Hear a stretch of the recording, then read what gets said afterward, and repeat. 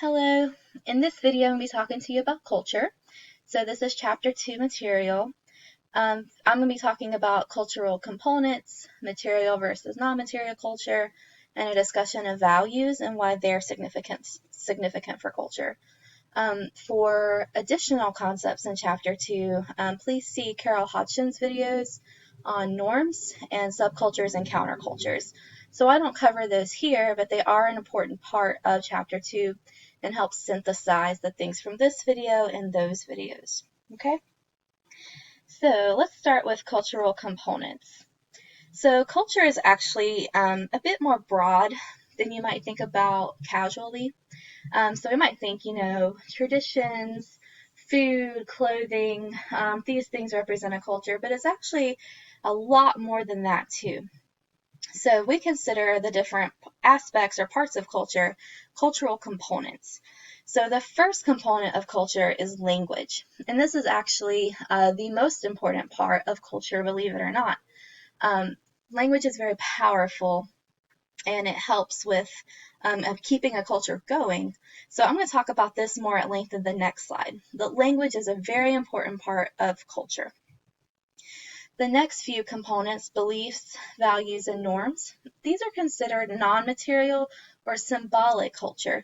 So you can't physically touch them, but they're definitely felt in any culture that you visit.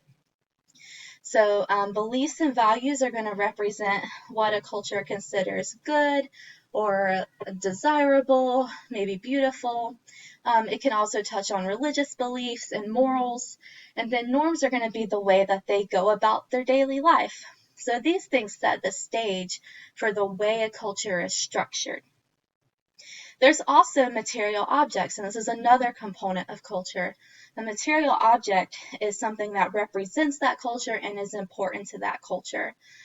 So if you're thinking about material objects in American culture, this might be the American flag. So the flag is something that you can touch and is highly revered in American society. You can also think if you happen to wear kind of a religious symbol on like a necklace, so maybe you wear a cross, that's another material object that would represent your culture. It's considered material culture. And then the final kind of component of culture is that it's passed on from generation to generation. So there is a longevity and a history to the culture that keep it going. So over here, the culture wheel, this is not from your text, but I found it helpful for illustrating the different aspects of culture. So again, language is going to be the most important part. Traditions and rituals probably come to mind pretty quickly when you think about culture. So holiday traditions, religious traditions, there are also rituals. So like a marriage ceremony is a ritual or a funeral is a ritual. These next couple pieces are tools and objects and techniques and skills. So these are going to kind of encompass the technology of a culture. So this is kind of easy to visualize when you think about a more rural kind of farming culture versus a more urban city culture. You can think about the differences in the technology that they would use to get things done in everyday life. And even on a broader scale, the differences in an agrarian society that relies on farming versus a more industrialized society that has like factories, or even in our age we live in a service economy in the United States where we have a lot of things like doctors' offices and hair salons and schools where people give services. A lot different technology and skills needed for this kind of economy than for kind of a farming economy. The arts, probably a given part of culture. The arts are going to represent a lot of different things about a culture, from beliefs to norms. It can be a norm itself. So this would include music, dance, visual arts, theatrical arts, all those types of representations of different parts of culture. Food and drink. Again, a lot of people associate food and drink with culture. If you think back to like Taco Tuesday in elementary school, so food and drink are going to represent a lot of kind of the cultural flair of of an area. Then up here, values, community, knowledge, and stories. These are our examples of non-material or symbolic culture that kind of get at what a culture finds worthwhile, as well as what you need to know to survive in that culture. And then the stories can be things like history or folk tales, or maybe even urban legends that help keep different traditions and values and beliefs alive. So all of these are considered cultural components. So when it comes to culture, there are two forms of it, material and non-material. And I mentioned this in the first slide. So this is not to say that a culture is material or non-material. Every culture has both, okay? So it's just kind of different sides of the same coin. So again, material culture are going to be those physical objects that represent a culture, such as art and buildings, clothing, weapons, tools. So this is a collection of American material culture, or kind of dominant American material culture. We have the Statue of Liberty as a piece of art that represents beliefs in liberty. We have smartphone over here that represents one of our tools. Lots of Americans have smartphones that help us go about our day. Here we have blue jeans, so that's been a staple of American fashion for decades. America has a very interesting gun culture. So the NRA is an organization related to guns, and of course that would be considered a weapon. And then we have food down here. The cheeseburger I always associate with kind of the 4th of July in American culture. So these are all examples of material culture, things that you can touch as part of a culture. On the flip side of that, we have non-material, or sometimes called symbolic culture. And these are patterns of behavior and ways of thinking. So not necessarily something that you can touch, but things that are definitely felt in a culture. So once again, language is going to be the most important part of any culture. And there are a few reasons for this. So the first is that it helps it survive.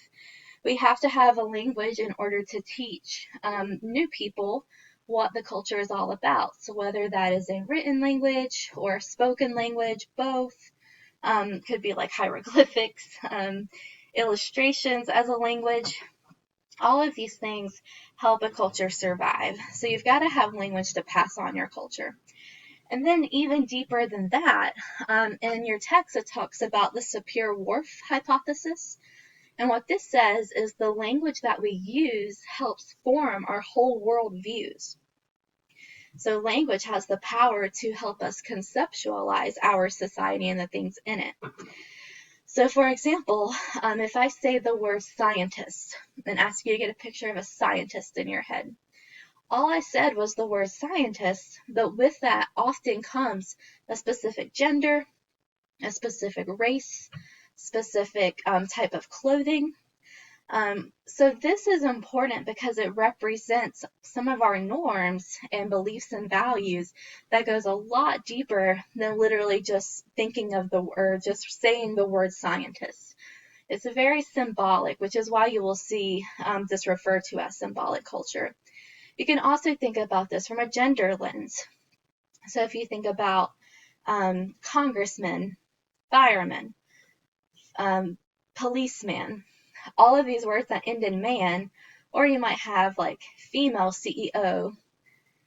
These things are powerful too because that helps shapes our gender schemas, the way that we think about gender. So language is a lot more powerful than we might give it credit for on an everyday basis, but is incredibly important to culture and what we kind of associate with different things in our culture. So language is going to be the most important part of that. We also have hand gestures and facial cues, so ways that we use our body to communicate. So over here you can see our peace sign, eye rolling. These all have meanings attached to them that are, of course, going to vary by culture. Customs, like shaking hands. These are going to vary by culture. You know, some cultures might bow to each other or kiss each other on the cheek. Beliefs and values, again, are going to represent what a culture considers moral, worth fighting for, things that are good or desirable, and I'll talk about values at length here in a second. And then norms. And norms are patterns of behavior, kind of regular everyday life, what you would expect, how you would expect someone to behave. And again, Carol Hodgson has a really great video on norms for more information there. So again, these are the two forms of culture: material culture, non-material culture. Every culture has both of these parts. So norms, again, are expectations and rules for correct behavior. Different types of norms are listed here. There are sanctions for following or breaking a norm. So make sure you see Carol Hodgson's video on this. It's a really, really important concept for sociology, especially when we get to things like deviance. But what determines norms are values, which are what I'm going to talk about. So values are held by a society and kind of delineate what that society considers desirable, good, beautiful, superior, and it sets the standards for behaviors. So the reason we have norms is because we have values. So for example, the reason we have the norm for standing in a single file line while you're waiting on something is because we value order and fairness. The reason we have norms for women losing weight or, participating in diet culture, wearing makeup, because of our values about beauty. And so while we like to think that we are very free thinking, values do influence what we do, what we choose, what we prefer.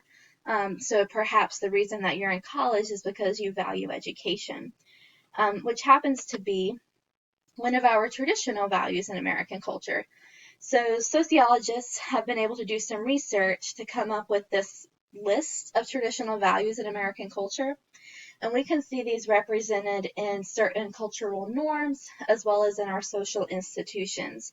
So for example, our value of education, we fund K-12 education, so that signals that we value education. Democracy, we have elections. So elections to help determine our leaders show that we value democracy. At the same time, though, we have what are called value contradictions. And it's important to think about value contradictions because it can work to make society more just and more fair. So, for example, American value is equality. But we know that the country was founded during an era of slavery, and then that extended into segregation and things like redlining. So although we have the sense of equality from things like the Constitution, our history is kind of tarnished by this value in group superiority, and we consider that a value contradiction. So you can actually go through a lot of these and see where there are value contradictions in other aspects of our institutions. So back to democracy. So while we do have elections to elect our leaders, sometimes these elections are tampered with in ways like gerrymandering, which help predict the outcome of an election. Or sometimes polling places are closed so that people have to go wait in really, really long lines and other people don't. So that's a value contradiction. Education in an economy where it's almost required to have a degree in higher education, we don't fund it the way that we fund K-12 education, right? So you have to get grants or scholarships or loans if your family can't outright afford college. So that would be a value contradiction.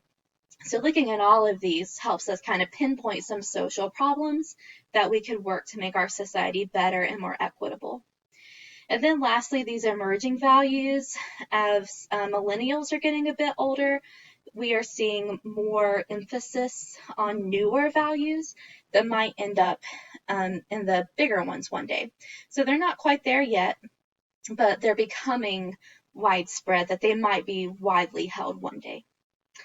All right, so that's my video. Be sure to ask your instructor if you have any questions, and thank you for watching.